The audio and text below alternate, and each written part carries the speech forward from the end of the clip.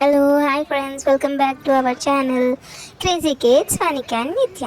ఈరోజు మేమైతే పానీపూరి తినటానికి వచ్చాము. మంత్లీ ఒకసారి మేము పానీపూరి తింటామన్నమాట. అన్న మంచిగా చేస్తాడు దైపూరి. నా ప్లేట్ అయితే వచ్చేసింది.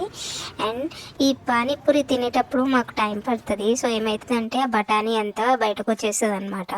సో మేము ఏం చేస్తామంటే అందులో పూరి ఉంటుంది కదా, ఆ పూరిని స్మాష్ చేసి అందులో వేసుకుని తింటాము. చాలా బాగుంటుంది, మీరు కూడా ట్రై చేయండి. అండ్ మేము తినేసిన తర్వాత మీకు ఏం కనిపిస్తుంది? డాగ్ కదా, అది మా ఇంటి దగ్గరే ఉంటుంది అనమాట. చిన్నప్పుడు 7-8 పప్పీస్ ఉండేవి, ఇది ఒక్కటే మిగిలింది.